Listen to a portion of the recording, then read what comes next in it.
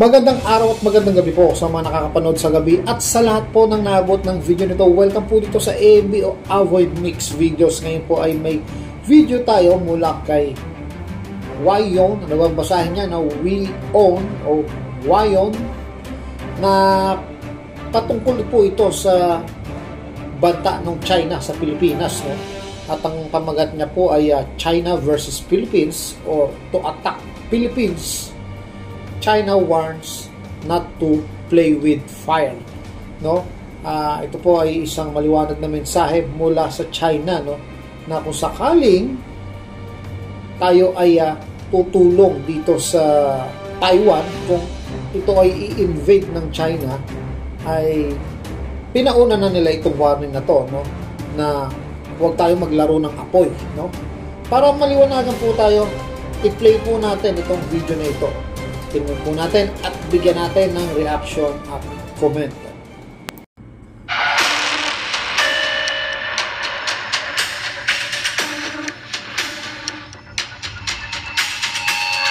Grabe, no? Isang pindot lang.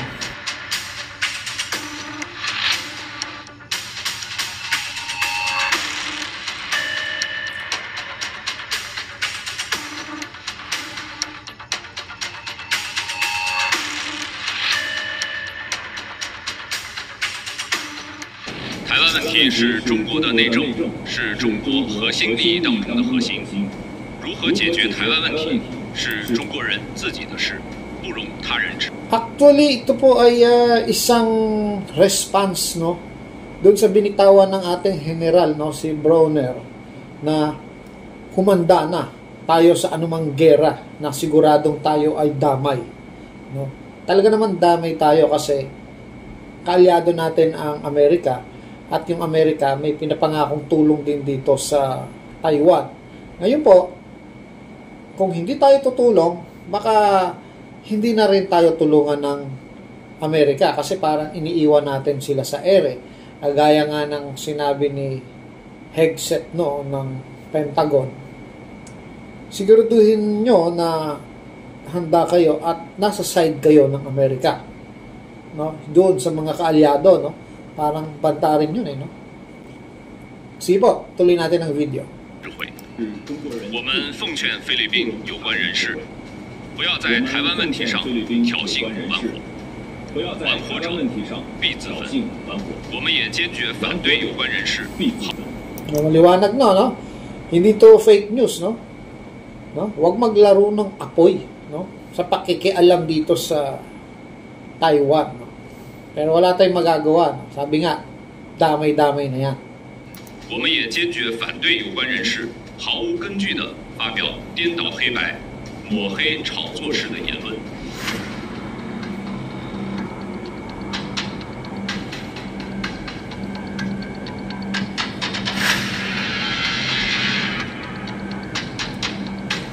Dito po, stop muna natin, no? Basahin natin. To Philippine Armed Forces Chief Romeo Browner telling soldiers to start planning for action in case there is an invasion of Taiwan. So dito nagre-react yung China, no, na winawarningan ng Pilipinas. So parang huwag kayo makiala. Natatakot ba sila dahil kakampi natin ng US? O natatakot sila dahil talagang sadyang alam nila na matatapang ng Pilipino at magaling tayo sa gera?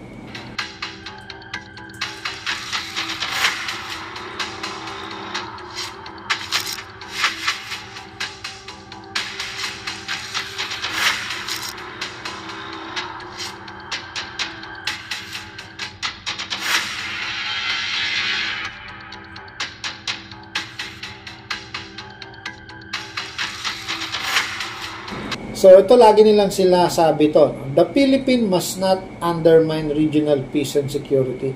Pero kung tutusin,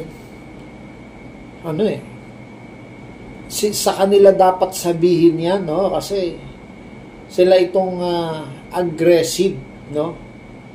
Hindi nila may tatago yun, no? Laganap na ang social media na nagsusumbong sa buong mundo. Even mga spy plane ng US, nakikita yan, eh. Di ko alam kung bakit patuloy dinideny ng China yan. Okay, diretso natin.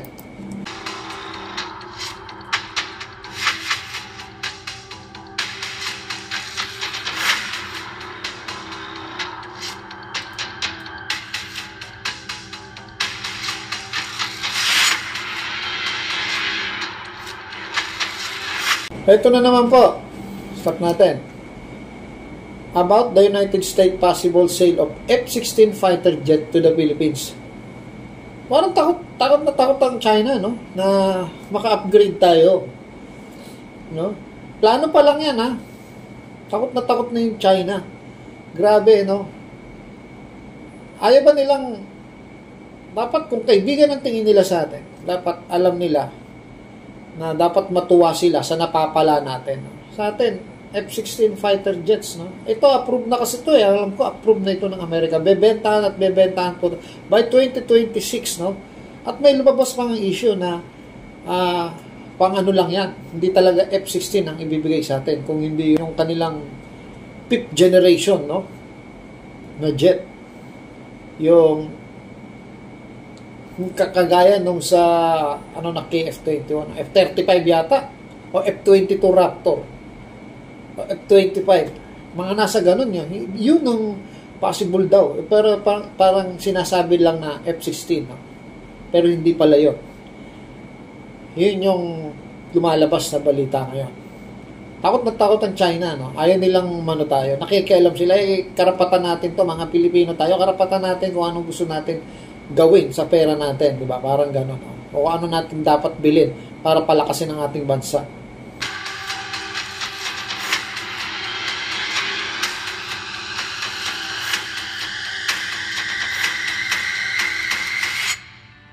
菲律宾与美国的军事安全合作，中方已经多次阐明了立场。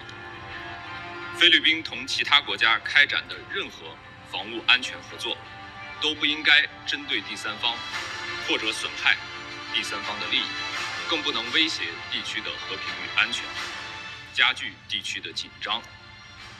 当前，究竟是谁在拱火浇油？是谁在挑动军事对抗？是谁在把亚洲变成火药桶？相信地区国家都看得清清楚楚。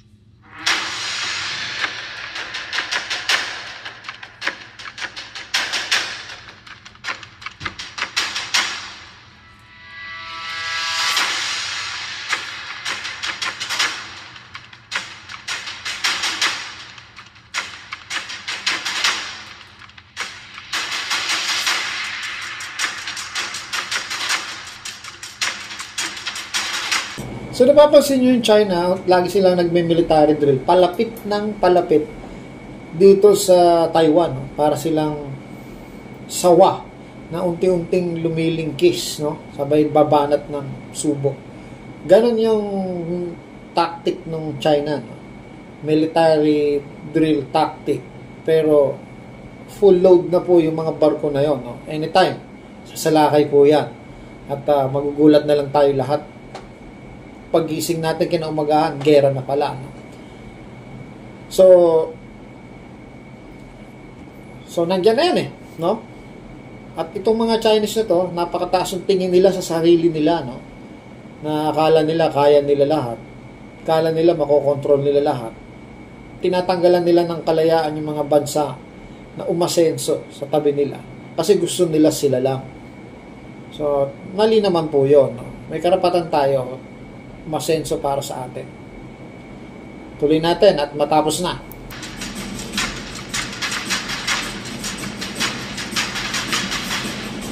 So, yun na lang pala yun, no? Hanggang dito na lang, no? At inaasahan ko rin po ang inyong komento dyan sa comment box. Sana ipagtanggol natin yung ating bansa sa abot ng ating makakaya. Sakali mang sumiklab yung mga digma na ganyan. O kung hindi man, pagtanggol natin kahit sa social media, ilabas natin yung katotohanan, no? Itong China na to, nagtatago to sa nila, no? Nagtatago sila sa kanilang kabait-baitan, no? Pero sa tutuusin lang, iba yung kumbaga yung body language, iba yung sinasabi dun sa body language, sa ginagawa nila. Ang Amerika, matagal na natin kilala to. Alam, sinasabi natin meron itong mga mga under the table business. Pero alam na natin yung galaw nila. Alam na natin. Kilala na natin sila. Binigyan nga nila tayo ng kalayaan nung sinakop nila tayo. Pinalaya pa rin nila tayo as isang bansa. Diba? Tapos, nung pinalayas natin sila dito sa Subic noong panahon na ERAP, no, ay nirespeto nila yon. Umalis sila, hindi sila nagmatigas. So, kilala natin ang Amerika, hindi naman sila ganong kaganid na kagaya nitong China. Talagang bubulihin ka. So, hanggang dito na lang po. Maraming salamat po.